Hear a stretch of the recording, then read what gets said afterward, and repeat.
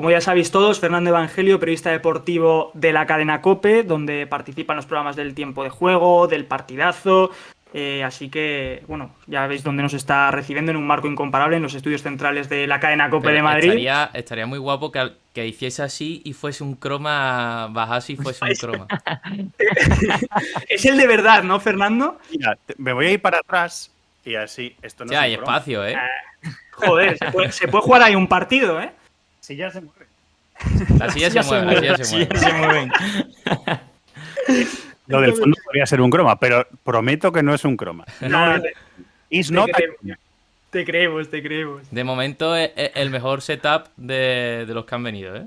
Sí, Rafa Maínez también cuando lo No, tuvimos sí, nos también es verdad. recibió en el estudio de Marca, pero de COPE hasta... Bueno, Antoñito también estuvo en el estudio de COPE, pero no era un estudio, era una oficina, era un despacho.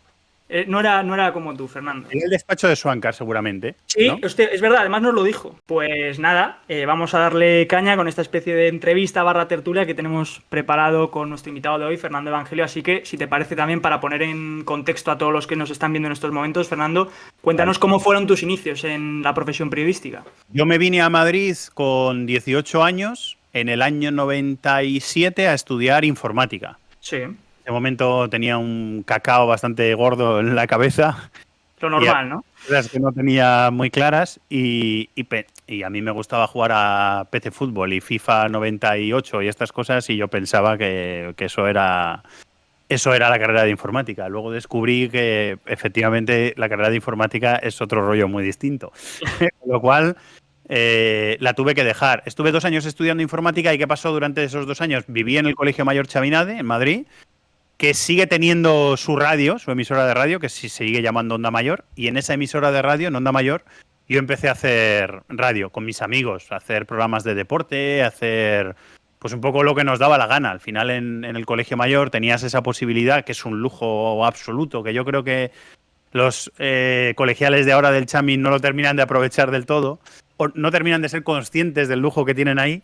Yo aproveché tener una emisora para hacer mis propios programas con mis amigos, me lo pasaba bien, me divertía y descubrí que eso era lo que me quería dedicar. Así que dejé informática, me metí en periodismo en el año 99 y a los pocos meses de entrar en la Facultad de Periodismo en el CEU, que es donde yo estudié, aquí en Madrid, y seguir compaginándolo con la radio de mi colegio mayor, con el Chami, entré en la cadena SER, gracias a Manu Martín, que fue redactor de la SER hace ya algún tiempo.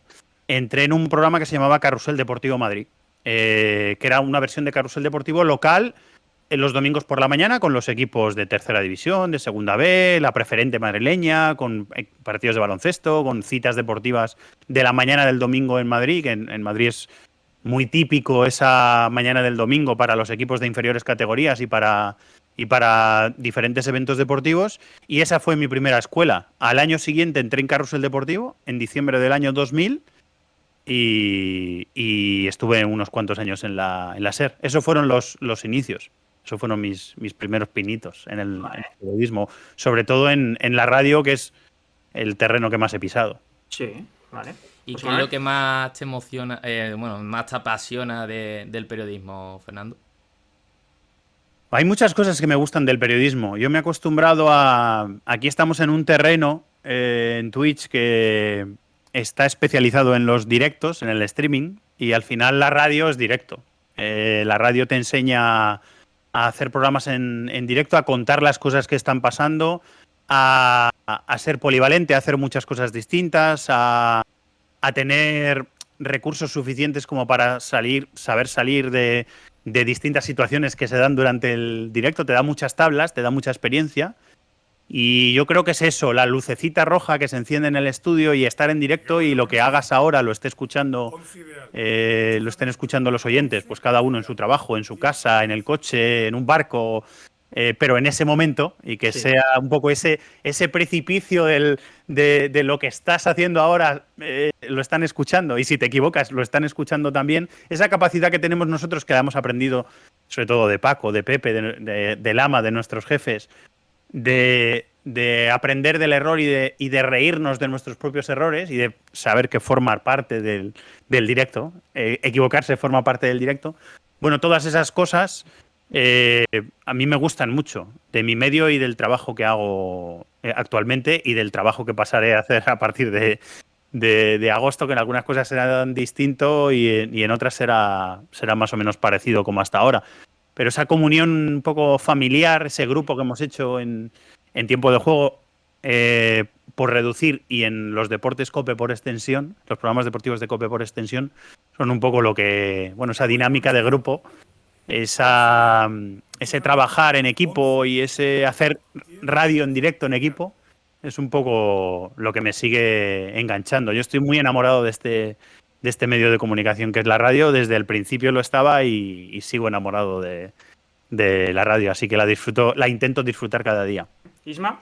Ahora hablaremos, Fernando, un poquito del fútbol internacional, Vale. que ha habido un pequeño salto ahí, pero yo voy a volver a la profesión, al periodismo, y te Vale. voy a preguntar ahora mismo cuáles crees que son las principales diferencias que tú percibes entre el mundo del periodismo tal y como te lo encontraste tú cuando llegaste a la SER y ahora mismo, actualmente. Buena pregunta. Las redes sociales y Internet lo ha cambiado absolutamente todo, para bien y para mal. Nos ha dado la posibilidad a los profesionales de la información y también a la gente que nos sigue de tener un contacto mucho más estrecho, de estar mucho más cerca, de tener un contacto directo, de poder tener el feedback de la gente que nos sigue automáticamente, también de aprender de la gente que nos sigue, que también tiene mucho conocimiento, porque al final cada vez el consumidor de medios de comunicación es más exigente y sabe más de los temas que le gustan,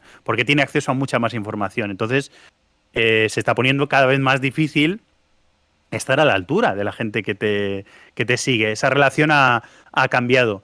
Y en cuanto al papel profesional o a la entrada en el mundo del trabajo, en el mundo laboral, también ha cambiado mucho. Se ha formado una especie de embudo que hace que la gente de vuestra generación le sea más difícil el acceso ahora a los grandes medios de comunicación de lo que era cuando yo entré. Cuando yo entré era difícil entrar a los grandes medios de comunicación, pero era más fácil que ahora. Hay tanta demanda, hay tanta gente en las facultades de comunicación y tampoco está bien regulado el acceso o el trasvase de los centros de enseñanza o de las facultades de comunicación y audiovisual y de periodismo a los medios llamados convencionales. Ese trasvase tampoco se ha terminado de regular, ni se ha colegiado a la gente que sale de la facultad, y sigue habiendo intrusismo laboral, como había cuando yo...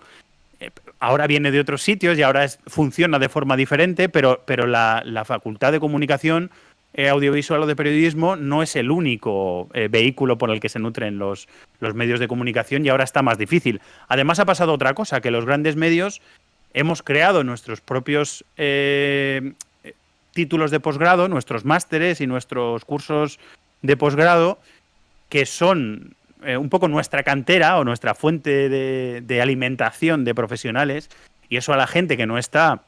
Claro, la gente que sale de la facultad y que no, por las circunstancias que sean, o no puede o no quiere costear lo que significa hacer esos cursos de posgrado, pues al final sigue habiendo muros, ¿no? Sigue habiendo diques de contención que imposibilitan que haya mucha gente que quiera acceder a trabajar a los medios de comunicación, que tenga talento y esté preparada para ello, y no lo puedo hacer. Yo creo que sería un tema de mucho más tiempo, pero bueno, yo creo que es más o menos un resumen de cómo ha cambiado el mundo del periodismo y el acceso a los medios, y también un poco la relación con la gente que nos sigue desde que yo empecé. También está pasando otra cosa, que es el cambio en la gente que nos sigue, el cambio un poco de consumo, de información y de entretenimiento, de contenido, ¿no? Que al final yo siempre digo lo mismo, lo que hacemos en los programas deportivos de COPE es información, pero también es entretenimiento, son productos de entretenimiento. Sí. Fernando, ahora que estamos hablando de la radio, yo te quería preguntar cuál crees que es actualmente el mayor reto de la radio como medio convencional y cómo ves su futuro a medio o largo plazo. ¿Cuál es el futuro? ¿Cuál es nuestro futuro a medio y largo plazo? Vale. Bueno, el de la radio, y tú formas parte de la radio ahora mismo, claro. Estaba leyendo la opinión en el chat de Paul, que es licenciado en Ciencias de la Información, y él habla de un descenso paulatino de la radio nocturna. Es verdad que la radio ha ido perdiendo oyentes en proyección. Al final, la tarta es la misma, pero se reparte en pedacitos más pequeños. Es decir, la gente que vive en España y que consume medios de comunicación es la misma, con variaciones, pero es más o menos la misma que hace 20 años. Y sin embargo, los gustos han cambiado y cada vez hay más producto, hay más diversidad de producto, con lo cual la audiencia se atomiza, ¿no? Se reparte entre todo lo que hay, que es lo que le ha pasado también a la tele. Cuando había 2 canales estatales, todo el mundo veía esos 2 canales estatales, después llegaron las privadas y la audiencia se diversificó, y cuando empezaron en la TDT a emitir 20, 25, 30 canales, esa audiencia se siguió diversificando, se siguió repartiendo. Yo creo que la radio siempre va a existir, y en concreto la función de la radio de contar lo que está pasando en directo, yo creo que no va a pasar de moda. Es decir, que vamos a seguir contando las cosas en directo.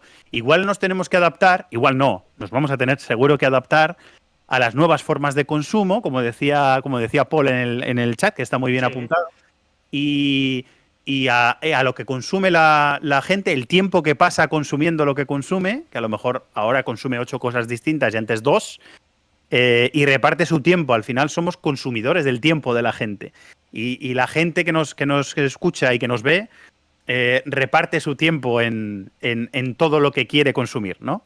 Yo creo que la radio seguirá existiendo, seguiremos haciendo programas en directo, pero tendremos que adaptarnos a esos nuevos gustos de consumo, a que además del audio entre el vídeo, pero que la radio a sí mismo no pierda esa esencia. Claro. Y un poco el desarrollo, que ha empezado ya, pero un poco el saber hacia dónde va el mundo del podcast, que es un poco, yo creo que el que la generación más joven, el tipo de radio, que al final es otro tipo de radio, que la generación más joven está consumiendo ahora. Entonces, bueno, es un poco esa mezcla de todas esas circunstancias, y tendremos que adaptarnos, porque al final nuestras empresas, las grandes empresas de comunicación, son gigantes que yo creo que se mueven lento, pero tienen que adaptarse. Al final tienen que adaptarse también a los cambios de costumbre y a los cambios de consumo de la gente que nos escucha. Como tú estás inmerso ya en Twitch, yo te quiero preguntar qué opinas, ¿no?, de la irrupción de estas nuevas plataformas como Twitch o YouTube, y si son complementarias o una amenaza para los medios convencionales. Yo no las veo como una amenaza. La mejor prueba de que las veo como complementarias es que yo en los últimos 3 años, 2 años y medio, para ser más riguroso, he estado haciendo directos de Twitch en mi propio canal y he estado compaginándolo con mi labor en la radio. O sea que, quiero decir, incompatible no es. Tenemos a Rubén Martín, a Ciro López, a Iñaki Aguirre Gaviria. Tenemos a un montón de gente que está en periodistas contrastados, que está David Sánchez haciendo las mañanas de Marca en el canal de Marca de Twitch. O sea, hay mucha gente que está contrastada en el medio del periodismo, digamos, convencional, y que está haciendo contenido en Twitch, y es perfectamente compatible. O sea, yo creo que los dos mundos perfectamente pueden vivir juntos. Al final, Twitch es una plataforma de entretenimiento que sirve también de plataforma, muy buena plataforma para hacer contenido de entretenimiento, pero también para comunicar. Y los profesionales de la comunicación tenemos una plataforma bastante chula para hacer un contenido muy personal, que nosotros lo elijamos, que nosotros decidamos qué queremos hacer, decidamos con quién contamos, que no tengamos un poco las limitaciones que tienes en tu rol habitual, en el trabajo que tienes que hacer en el día a día en tu medio. Bueno, pues es un medio más libre o más abierto en ese sentido, a hacer lo que tú quieras, y nosotros, yo creo que hay muchos periodistas que ya estamos aprovechando esa circunstancia de Twitch, con lo cual yo no lo veo para nada incompatible. Es verdad que yo me he ido desencantando de Twitch, porque al final Amazon quiere lo que quiere y la plataforma tiene sus objetivos, y yo creo que Twitch, hay una cosa que no es que no haya hecho bien, es que a mí no me gusta de la plataforma, que es que trata igual muy distintos tipos de contenido. O sea, una retransmisión de una partida de un videojuego en directo, para ellos es lo mismo que una chica o un chico tocando la guitarra en casa y haciendo música, o alguien pintando en directo, o alguien haciendo un contenido un poco más periodístico o más profesional. Para Twitch todo es lo mismo, y yo creo que no todo es lo mismo. Cada contenido, cada tipo de contenido es distinto al otro en determinadas circunstancias y en determinadas cosas que utiliza y en determinado lenguaje, y por lo tanto no puede ser tratado igual, yo creo. Creo que eso la plataforma no se ha preocupado, quizá porque no le interese, no se ha preocupado en cuidarlo.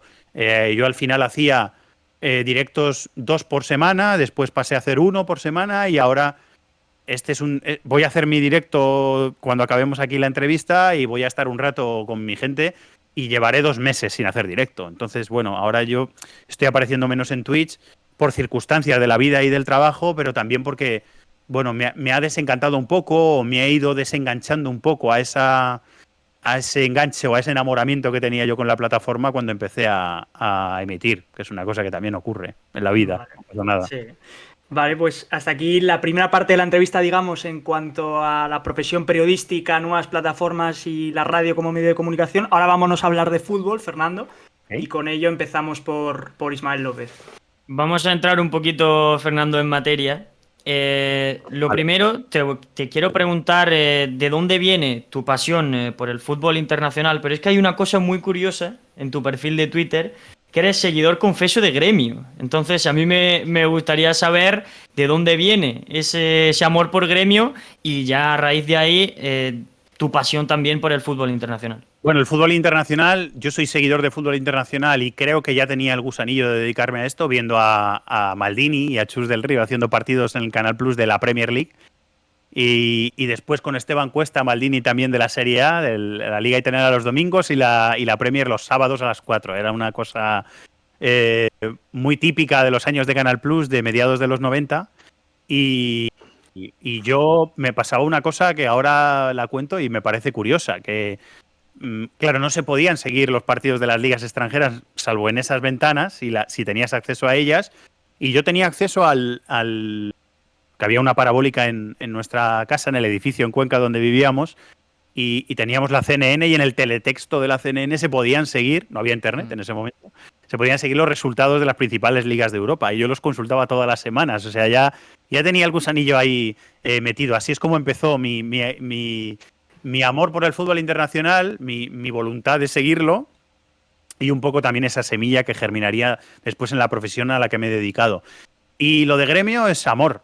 Al final es que mi mujer es gremista, ella es brasileña, es de cerca de Porto Alegre, es gremista desde pequeña porque mi suegro es gremista y mi suegra también, y mi cuñado también. Toda la familia es de Gremio y al final yo me echo de Gremio por amor. O sea, la explicación es sencillísima. Vale. Puede ser más simple. Vale, genial. José Manuel. Bueno, yo en cuanto al fútbol internacional, yo te quería preguntar que ¿cómo eres capaz de seguir tantos partidos de diferentes ligas y cómo te organizas un poco para eso, para seguir el fútbol internacional y llevarlo tan bien como lo llevas normalmente en la radio? Bueno, es un trabajo que no se acaba nunca, es inagotable y es inabarcable, con lo cual es trampa, es un trabajo que es trampa desde el principio.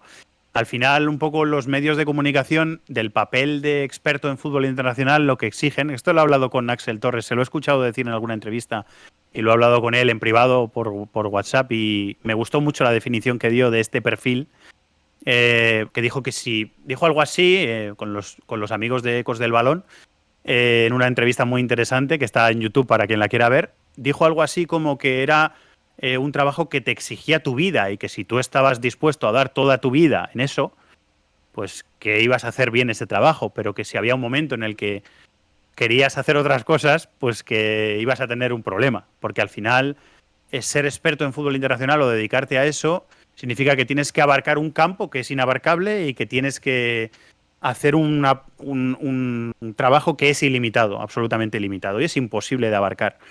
¿Qué tienes que hacer? Con el paso de los años, priorizar saber qué es más importante, saber a lo que le tienes que dar más prioridad, Champions, rivales de los españoles, de los equipos grandes, Premier sobre todo, grandes ligas, es un poco, tienes que enfocarte, una cosa es lo que te gusta y otra cosa es lo que tienes que ver.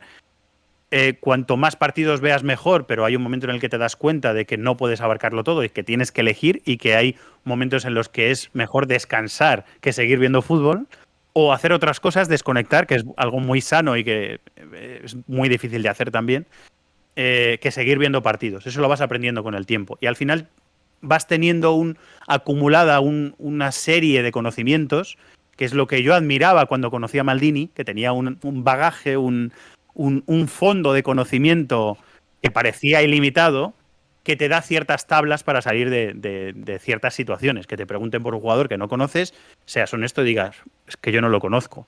Pero otras veces pues tienes esos recursos para adornar un poco más Sí, vamos, dar topicazos. Que es... a veces hay que dar topicazos también. Vale. Hay que dar topicazos, claro. Es que como lo estabas adornando, además utilizando esa palabra, digo, bueno, vale, o sea, que hay veces que tienes que dar topicazos. ¿Cómo coges recursos? Ya. Por eso aprendes a adornar las cosas. No estás haciendo aquí un regate, digo, bueno, yo que soy defensa, digo, te estoy detectando el regate, Fernando. Es que marcando 5 ligas, rivales de Champions, rivales de Europa League. Que está muy bien, que a mí me parece muy normal hacer eso, vaya. O sea, que es normal. Hay que aprender a regatear y aprendes a regatear. Yo hace poco, hace unos días en Twitter, salí diciendo, porque lo hablé con Paco y me dio el ok, por eso lo dije. Sí. Salí diciendo que dejo de hacer este papel un poco de experto en fútbol internacional, que me afecta sobre todo a los fines de semana y que paso a ser un poco más comentarista, presentador de programas, voy a tener otro rol. Pero bueno, he hecho esto 20 años y os digo que es un trabajo muy bonito, pero que es agotador y que tiene una fecha de caducidad que yo ya pasé hace tiempo. O sea, yo ya hace un tiempo que sentía que necesitaba este cambio que voy a hacer el próximo mes de agosto. Fernando, yo te quiero preguntar cuáles son las ligas que más te gustan ver y cuál es el aspecto del fútbol, el componente que te hace consumir fútbol. ¿Cuál es el componente atractivo que tú dices? A mí me gusta esto para sentarme a ver un partido o una competición. ¿Sabes qué pasa? Que yo durante los últimos 15 años, 20 años, he tenido que ver fútbol en torno o en base a lo que necesitaba para mi trabajo. Claro. Al final ha sido una cuestión muy profesional. Sentarme para ver partidos que me apetezca ver y sobre todo sentarme para ver partidos con los que sufro son los de Gremio y los de la Unión Balompédica Conquense, que estamos en el grupo 18º de Tercera Federación. Lo paso muy mal. Pero esos son los partidos, Gremio y Conquense, esos son los partidos que veo por gusto. El resto de los partidos, a ver, los grandes partidos de Premier, que es la liga que a mí más me gusta, la Premier es la liga que a mí más me gusta, los partidos de Premier me da gusto verlos. Pero al final tiene también un componente de es que tengo que verlos porque es mi trabajo. Ahora ya abierto más a Liga Española, que voy a comentar más Liga Española, veré más por gusto los partidos de la Premier, aunque no del todo, porque si sigo de comentarista en Champions, que voy a seguir de comentarista en Champions, también tendrá ese componente profesional. O sea, siempre hay ese componente profesional. Donde no lo hay es Gremio y Conquense. Y en esos dos equipos son los que centro un poco mis pasiones y cuando me siento a ver fútbol. Si veo el partido por gusto, ¿qué quiero? Entretenerme. Que sean partidos de ida y vuelta, que haya ritmo, que me guste lo que estoy viendo, que no me aburra. Ya no soy un talibán del juego de toque, de posesión, y lo fui, pero he aprendido con el paso del tiempo y con madurar, he aprendido con madurar como persona también, he aprendido a aceptar que hay muchas formas de jugar al fútbol y que ninguna es mejor que otra. Que todas son un camino para llegar a lo que quieres, que al final es la victoria, que al final uno compite por ganar. Y si preguntas a cualquier entrenador, te lo dirán. Te aplaudo con esto, ¿eh? De verdad. Sí, sí, yo estoy súper de acuerdo también, ¿eh? Yo predico con lo que acabas de decir cada día, Fernando. De verdad. Ya le has dado a Guille contenido para defender a Bordalás durante toda la temporada. Y no soy del Getafe, ¿eh? Pero de verdad, o sea, es que yo soy de los defensores de que pues todo Bordalás, vale mientras sea legal, todo vale, ¿sabes? Bordalás te quiero también, ¿por qué no? Claro que sí. No, sí, de verdad, o sea, yo defiendo todos los estilos de juego mientras se encuentren dentro del reglamento. Y nada, lo que acabas de decir, de verdad, yo estoy muy de acuerdo con esta filosofía. pues vamos a hablar ya un poco para ir cerrando, Evangelio, de jugadores que sí son conocidos y mucho además. Habláis Vale. un poco de ellos, vosotros y nosotros también. Y en este caso, pregunta obligada de actualidad, evidentemente te tengo que preguntar por Kylian Mbappé. Entonces mi pregunta es muy clara. ¿Tú crees que Mbappé va a jugar en el Real Madrid este verano? O sea, que va a llegar al Real Madrid este verano. Tiendo a pensar que va a jugar en el Madrid el año que viene, El año que viene. pero no tengo ni idea. Y me explico. Quiero decir, ha dado tantas vueltas este asunto. Es una persona también tan... me da la sensación desde fuera, y este prejuicio puede ser mío y puede que esté equivocado, por supuesto, porque no le conozco personalmente. Pero se le ve desde fuera una persona tan, a veces, tan voluble en sus opiniones, o tan indeterminada a veces en sus opiniones, que va un poco mandando el mensaje que más le interesa en cada momento, y no tiene por qué ser el mismo mensaje un jueves que un martes. Sí. Tiene su entorno, tiene sus circunstancias, tiene el Paris Saint-Germain, que es un club muy especial, Todos los futbolistas que han querido salir del Paris Saint-Germain han querido, pero el club no ha querido, no han podido salir. Incluso han tenido castigo por querer salir y no poder hacerlo. Y al final, lo que tiene pinta, por lo que dicen los medios de aquí, por lo que dicen los medios que tienen buena información alrededor del Paris Saint-Germain y del jugador, es que él quiere quedarse a cumplir su contrato. Y el PSG quiere ahora sí forzar una salida por un precio negociado. Entonces el Madrid, después de lo que le pasó la pasada temporada, que es que el Paris Saint-Germain, lo recordaba yo ayer en el partidazo, el Paris Saint-Germain a las 2 últimas ofertas del Madrid ni contestó. O sea, quiero decir, después de lo que le pasó al Madrid la pasada temporada, veo normal que el Madrid esté en una posición más de espera y más de aguante y más de ver qué pasa, y una vez que el jugador tenga claro que el club le va a vender y esté tasado en una cantidad, entonces se lancen a fichar al jugador. Yo ahora mismo tengo la intuición, que no quiere decir nada, de que no va a venir este año y va a venir el siguiente cumpliendo contrato con el PSG y quedando libre. Vale. Y cobrando su prima de fichaje correspondiente. Sí, bueno, primas va a cobrar siempre. Pero eso da igual. Me creo cualquier cosa, ¿eh? Sí. Claro, pero fíjate que, como bien comentas, sabiendo lo difícil que es el PSG, que vayan a dejar a un jugador del calibre de Kylian Mbappé irse gratis, es que da que pensar también, ¿eh? Es que no necesitan el dinero. Eso es lo que ocurre con el PSG. Sí, pero es la imagen más que el dinero. Ya, pero bueno. No lo necesito. Con respecto a pregunta futbolística, dime. Un inciso. En teoría, el Paris Saint-Germain, de cara a UEFA, tiene también fair play financiero y tiene unas cuotas que cumplir. En teoría. Sí. Luego, Al-Khelaifi es el presidente de la Asociación de Clubes Europeos, que antes estaba alineada con la Superliga y ahora está alineada con la UEFA. Entonces, bueno, si a alguien le sirve esa pista para algo. Claro, a ver, también es verdad que por eso se habla de que quieren venderlo ahora y no dejarlo ir gratis, porque esas cuentas con Mbappé no les permitiría fichar, en teoría, como dice Fernando, o sea, en teoría. Las cuentas con Mbappé han saltado por los aires, Sí. quiero decir, las cuentas con Mbappé en teoría antes tampoco. El PSG lleva años en bancarrota y sigue fichando, o sea, eso... Bancarrota ya te digo yo que no. Se Bueno, acaban sí, de me gastar refiero, en negativo. 50 millones en Lucas Hernández, ¿eh? Se ha hecho... Madre mía. Fernando, ¿y tú consideras a Mbappé una necesidad para el Real Madrid de cara a la próxima temporada? Hombre, si se ha ido Benzema y Benzema ya no está en el Madrid, faltaría, por un lado, ese futbolista determinante que acompaña a Vinicius y Rodrigo en el ataque, esa gran estrella que también el Madrid quiere tener, porque es un gran equipo con muy laureado, con muchos títulos, que quiere seguir teniendo grandes estrellas y los futbolistas que ganen balones de oro. Y por ese lado, pues yo creo que sí que necesita un gran jugador. En cuanto a futbolísticamente, tendría que ajustarlo. Mbappé ha jugado como 9 esta temporada en el Paris Saint-Germain. No exactamente, pero casi siempre como 9. Y a él no le gusta jugar de 9. A él lo que le gusta, de hecho, el pasado verano pidió que le ficharan un 9 referencia para poder él jugar por detrás. En el Madrid, si llegara este verano, tendría que hacer de 9. Porque yo esa solución que a veces dice Melchor Ruiz, compañero de COPE que cubre la información, uno de ellos que cubre la información del Real Madrid, que dice que el Madrid, si no viene Mbappé, con Joselu y esa solución un poco titular de Rodrigo Vinicius en un 4-4-2, para el Madrid está bien. a mí se me quedaría muy corto y yo no veo a Sí. Rodrigo Vinicius haciendo esa doble labor en Sí, punta. No veo a ninguno de los dos siendo 9. Rodrigo ha podido jugar de 9, sí, para mí no es un 9 y Vinicius menos todavía.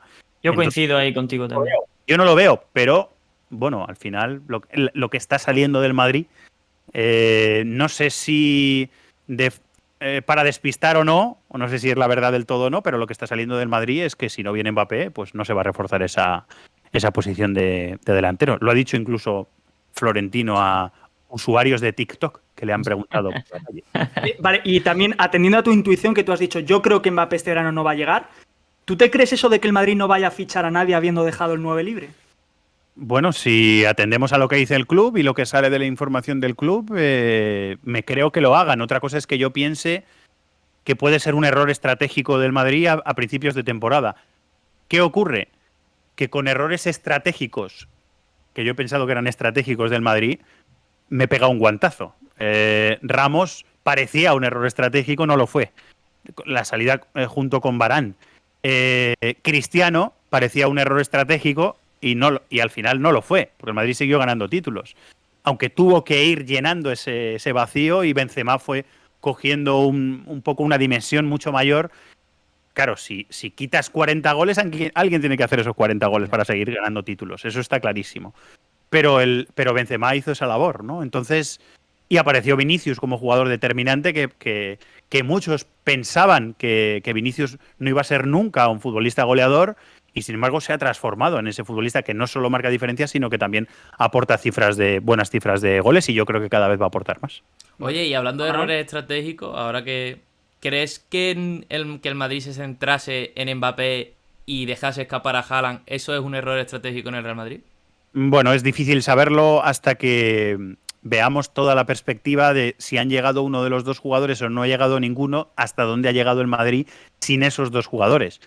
Pero es algo que al Madrid ya le ha pasado. O sea, la temporada pasada ya se escapó Haaland porque llegara Mbappé, porque metieron todas las fichas a un jugador y ese jugador le falló al Madrid. O sea, es una cosa, es una evidencia. Todo el mundo lo ha visto. Entonces, bueno, al final son apuestas. El Madrid ha apostado por ese jugador y le ha salido mal. A ver qué apuesta hace este verano y la apuesta o no apuesta de este verano estará relacionada con la apuesta del año que viene. Así que vamos a ver en qué acaba este asunto. Vale. Fernando, en clave Barça, ¿quién crees que puede ser el sustituto de Sergio Busquets? En clave Barça, ¿quién puede ser el sustituto? Dices que venga ya fichado. Bueno, a ver, ahí igual lo fichan como este quieras, verano, igual no lo se fichan. se está hablando también de lo de Eric García y demás. O sea, ¿quién crees que es el sustituto o quién podría sustituir a Sergio Busquets? Al final, en determinadas. Eric García yo no lo veo. No, en vale. A mí me entra la risa con eso. Rápido. Bueno, que yo digo que no lo veo, ¿eh? Yo no lo veo. En determinadas circunstancias, Frenkie de Jong podría ser un 5. Pasa que en determinadas circunstancias, qué jugadores le acompañan en el centro del campo, qué rol va a tener él, cómo juega el equipo, cuánto campo va a tener que abarcar, cuáles son las funciones que va a hacer, si es un futbolista de ida y vuelta y que se descuelga también, quién le va a guardar la espalda. Todas esas cosas hay que tenerlas en cuenta. Además, el Barça ha fichado un futbolista, Gundogan, que es un perfil más para cerca del área de rival en sus últimos meses con el Manchester City, que ha sido determinante, más para cerca del área rival.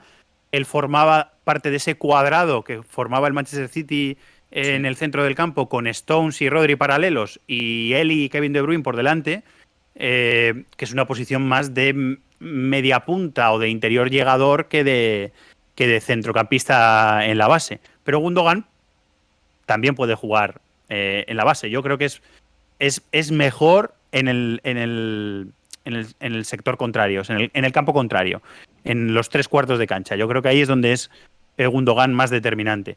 Pero es un futbolista al que le podría utilizar el Barça más atrás. Claro, sigue sin haber una posición de 5 específico. Busquets era un futbolista que en su buen momento físico era capaz de recuperar muchas veces lo que hacía Fabinho en el Liverpool, por ejemplo. Que es antes Busquets que Fabinho, lo sé, pero como yo tengo es que tú eres de fútbol internacional, entonces pensar en los equipos extranjeros se me ha ido a Fabinho. pero Busquets tenía la capacidad de mandar al bloque arriba y de recuperar muchas veces en campo contrario, incluso más cerca del área rival que del centro del campo. Bueno, si tienes ese tipo de futbolista, de 5 que esa labor la puede hacer, y tienes centrales muy rápidos para corregir a tu espalda, sí. Pues claro, dependiendo de cómo quieras jugar y dependiendo de los perfiles que tengas. Pero el Barça, siendo un equipo un poco más cínico, más conservador en esta etapa con Xavi o en esta temporada, en la que se ha basado, yo creo que sobre todo en ser un equipo sólido y que no concediera mucho en defensa, pero al final, si quiere ser un equipo que presione arriba, que tenga el bloque arriba, que recupere mucho muy lejos de Ter Stegen, tendrá que tener esos centrocampistas que le permitan hacer eso, y el 5 también tendrá que hacer esa función. Vale. Isma. Vamos a pasar un poco a competiciones. Hemos hablado ya de los dos equipos punteros de España, y has dicho anteriormente que el año que viene te vas a centrar un poco más en Liga Española y tal. Sí. También nos has comentado que tu liga favorita es la Premier, pero sí. ¿Hay algún ámbito en el que la liga supere a la Premier? Para ti. Para mí no. Para mí ahora mismo... Es verdad que el nivel de juego hasta hace poco en la liga era todavía superior a la Premier. Teníamos futbolistas con mucho talento, con mucha calidad, capaces de salir de situaciones de presión complicadas, de tener un campeonato de buen nivel técnico, digámoslo así. Y claro, la característica del fútbol inglés muchas veces es distinta, más ritmo, más ida y vuelta, también menos control, por lo tanto, menos interrupción en el juego también. O sea, yo creo que ha habido un momento, hasta hace poco, en el que el juego era superior en nuestra liga. Ahora yo creo que ni en ese aspecto la liga está por encima de la Premier, me da la sensación. O sea, en la comparación de la liga con la Premier, en cualquier aspecto que pienses, económico, de organización, de expansión internacional, de capacidad de los clubes, de marketing, venta del producto, horarios, que a mí esta cosa de la Liga Española, que yo me voy a tener que adaptar ahora a comentar Liga Española, de 10 horarios para 10 partidos, me sigue pareciendo horrible. Creo que es perjudicial para el producto, a pesar de que en la Liga se piense lo contrario, y ellos tienen datos que yo no tengo. O sea, yo probablemente esté equivocado, y ellos, que son los que conocen el producto por dentro y lo tratan, lo cuidan y lo exportan, probablemente estén en lo cierto y yo no. Pero a mí ese aspecto no me gusta nada de nuestra liga, y creo que en la mayor parte de los aspectos, si no en todos, la Premier sigue estando por encima. Me parece una cosa muy evidente. Vale. Y muy opinable, pero... Sí, muy sí. bien. Vale. Hablando aquí de los Boxing Days, y España necesita Boxing Days. Bueno, España lo que necesita es no empezar la liga el 11 de agosto, eso para empezar. Pero el Boxing Day podría estar bien si no empiezan en agosto, ¿eh? Bueno, hay una cosa que ahora mismo limita la existencia del Boxing Day, que es el convenio que tienen firmado los jugadores con el convenio de AFE, que les asegura unas fechas determinadas en vacaciones, que el año pasado se adaptó por el tema del Mundial, pero este año entre el 23 de diciembre y el 2 de enero tampoco va a haber fútbol, y es por ese motivo, es por el convenio de los futbolistas. Entonces, si se cambia el convenio, se hará, pero bueno, si hasta ahora no se ha hecho, claro, yo supongo que será difícil que lo veamos. Al final, querer imitar a otros campeonatos, yo creo que tampoco, no siempre es bueno. O sea, no todo de la Premier lo tenemos que imitar. La Premier tiene un público distinto, ¿no? También. Sí que somos mejores. El cachondeo de calendario que tiene en el fútbol inglés no lo tenemos aquí. No lo tenemos tanto. O sea, ese descuadre... Hay partidos aplazados cada 2 por 3. Y este año con el Mundial y tal ha sido un disloque tremendo. No solo este año con el Mundial, es una constante del fútbol inglés. La clasificación está siempre desvirtuada, sí, porque nunca están con los mismos partidos. Sí, pero que este año se ha acentuado más aún. Sí. Otro 29, otro 25, es un cachondeo. Ese cachondeo no lo tenemos aquí. Mira, en eso sí, yo creo que estamos mejor que ellos. Vale. Hemos encontrado algo al final. Pues para cerrar la última pregunta, Fernando, vale, y estos son datos, desde que comenzó el siglo XXI los equipos de la Liga han conquistado un total de 35 títulos de las 178 ediciones de competiciones europeas. Bien rebatido, sí. Champions, Europa League, Conference y Supercopa de Europa. La segunda liga, después de la española, repito, la española tiene 35 títulos, la segunda liga es la Premier con 13. O sea, hay una gran diferencia en este aspecto. Sí. Entonces, ¿cómo explicas esta diferencia? Aquí ya me lo puedes adornar como quieras, pero bueno, como a ti, por ejemplo, te dices que te gusta más la Premier, que viva la Premier y no sé qué, bueno, pues ahora Bien. véndete, que como ahora vas a cubrir la Liga Española, pues es tu oportunidad, Fernando. Muy bien argumentado, vale. Que a mí me guste más la Premier no tiene nada que ver. Eso es objetivo y son datos, efectivamente, y eso no se puede rebatir. A mí me ha dado la sensación de que en los últimos años la Liga Española en resultados de sus equipos en Europa estaba por encima del nivel real de la Liga. Es decir, que eso maquillaba un poco la diferencia que para mí, viéndolo todo, había efectivamente entre la Premier y la Liga. Si miramos las últimas fases de grupos de la Champions y las últimas Champions completas, vemos que el Madrid sigue siendo dominador en Champions, el Sevilla sigue siendo dominador en Europa League. Es verdad que el Villarreal tuvo una irrupción fantástica en las semifinales de la Champions la temporada pasada, pero tú ahora mira cuántos equipos se han metido en Champions en Inglaterra en los últimos años. ¿Y cuántos de esos equipos han pasado de la fase de grupos a rondas finales?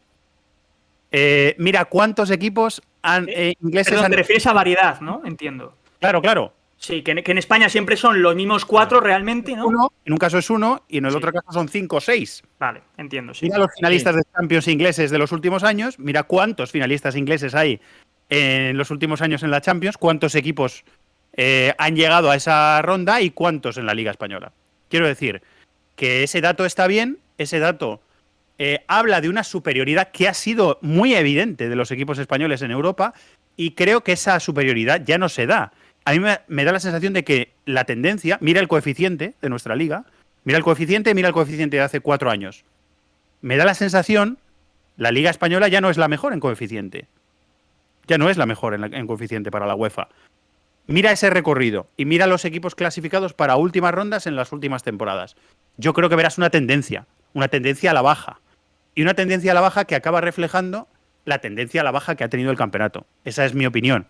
Pero los datos son irrebatibles. Y eso tampoco tenemos que huir de eso ni negar eso. Eso es. Yo estoy de acuerdo además con lo que dices. Pero luego hay un análisis más profundo, ¿eh? Sí, no, estoy de acuerdo. Y al final, o sea, recientemente, en la última década, por ejemplo, los campeones en España de competiciones europeas, Real Madrid en Champions, Sevilla en Europa League, eso es así. El Atlético ha ganado varias Europa Leagues, ha ganado alguna Supercopa de Europa. El Barça, este siglo, ha ganado 3-4 Champions, pero tienes razón en lo que dices, que al final en la Premier League hay mucha más variedad de equipos, que un año llega el Liverpool a la final, el otro llega el Chelsea y la gana, y en España básicamente es Real Madrid-Sevilla, Real Madrid-Sevilla. Y va a haber más, porque el Newcastle se acaba de meter en la Champions, pero es que se va a quedar ahí. No digo que vaya a jugar Champions los próximos 10 años, pero va a ser un equipo que compita con el Big Six por meterse entre los 4 que van a Champions. Y el Aston Villa, claro. Brutal. Y va a haber más equipos con capital extranjero, con dueños extranjeros, que metan muchísima pasta y que sigan alimentando esa endogamia que a la Premier le hace seguir creciendo. 80 por Havertz, del Chelsea, equipo Premier, al Arsenal, equipo Premier. 115 por Declan Rice, del West Ham, equipo Premier, al Arsenal, equipo Premier. ¿Me entiendes? Sí. Sigue creciendo. Y nosotros estamos ahora relajando las medidas de la liga para que los equipos puedan gastar un poquito más del tope salarial que tenían para poder desahogarles un poquito. En esa situación estamos, los unos y los otros. Sí, solo hay que ver cómo el Aston Villa, que era un equipo de media tabla más o menos, llega y se lleva a Emery, se lleva a Alex Moreno, uno de nuestros mejores laterales izquierdos en la liga, y al final acaba séptimo. O sea que ese poder aquí en España. Y el año anterior ingresan 100 y algo por Grealish. Lo que dice Fernando, al final se van retroalimentando entre los distintos equipos, se van retroalimentando. El que menos ingresa por televisión en la Premier ingresa más o menos parecido a lo que ingresa de los que más aquí en la Liga. Sí. Entonces, claro, quiero decir, ¿esa capacidad económica la Liga la tiene ahora mismo? No. ¿Está trabajando para poder llegar a ella? Sí, pero nos va a costar unos cuantos años llegar a ella, ¿eh? Nos va a costar Sí. cuantos años si llegamos, que vamos a ver si llegamos. Vamos a ver. Pues nada, para cerrar Evangelio, me gustaría hacerte unas preguntas y respuestas que se responden con una palabra, ¿vale? Esto iría para TikTok, para abarcar nuevos formatos, de lo que hablábamos antes con periodismo. Tengo cuenta en TikTok, pero todavía no he hecho ningún vídeo, o sea que no sé si me va a dar. Esto va a quedar muy guapo, ¿eh? Esto lo hemos hecho con bastantes personajes que han pasado por aquí, periodistas, así que va a quedar guapo, ¿vale? Preguntas y respuestas rápidas con Fernando Evangelio para el 11 ideal. ¿Tu liga favorita? La Premier. Mejor jugador de la historia. Oh. Messi. Mejor jugador del mundo actualmente. Haaland. ¿Messi o Cristiano? Messi. ¿Haaland o Mbappé? Mbappé. Mejor jugador de la liga actualmente.